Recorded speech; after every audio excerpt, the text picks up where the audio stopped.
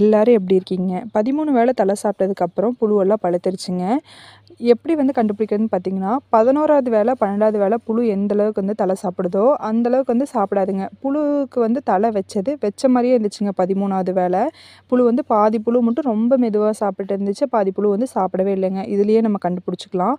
இன்னொரு மெத்தட் எப்படின்னு பார்த்தீங்கன்னா, ஒரே ஒரு நெத்திக்காய் மட்டும் எடுத்து நீங்க மேலே வச்சுட்டீங்கன்னா, புழு மேலே ஏறுதான்னு பாருங்க. மேலே ஏறுது அப்படின்னா வந்து புழு வந்து பழுக்கறக்கு படுத்துருச்சு, கூடு கட்டுறக்கு ரெடி ஆயிடுச்சுன்னு அர்த்தங்க. எங்களுது வந்து ஒரு வலை வச்சு பார்த்தோம். அதில் வந்து புழுவெல்லாம் மேலே ஏற ஆரம்பிச்சிருச்சுங்க. சரின்னு சொல்லிட்டு எல்லாமே நெத்திக்காலாம் எடுத்துகிட்டு வந்து குடோனுக்குள்ளே போட்டுட்டு எல்லாம் வச்சு விட்டுட்டோங்க. இன்னொரு மெத்தட் என்னன்னு பார்த்தீங்கன்னா, மொபைல் டார்ச் லைட் அடிச்சுட்டு அந்த டார்ச் லைட் மேலே ஒரே ஒரு புழுவை மட்டும் எடுத்து லைட் மேலே வச்சு பாருங்க.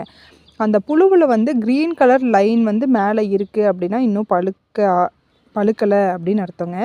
இல்லை எல்லோ கலரில் இருக்குது புழு அப்படின்னா புழு பழுத்துருச்சுன்னு அர்த்தங்க. நீங்கள் நெத்திக்காய் வச்சு விட்டுருலாம். வலை வைக்கிறதுக்கு முன்னாடியே பால் புழு, கரும்புழு, சின்ன புழு இதெல்லாம் வந்து நம்ம எடுத்துடணுங்க. எடுத்துட்டு அதுக்கப்புறம் நம்ம ஒரு தடவை எங்கெங்கெல்லாம் சாப்பிட்ருக்கோ புழு தலை வந்து கம்மியாக இருக்கோ அங்கெல்லாம் வந்து ஒருக்கா தலை வச்சுட்டு அதுக்கப்புறம் அதுக்கு மேலே நெத்திக்காய் வச்சு விட்டுறணுங்க.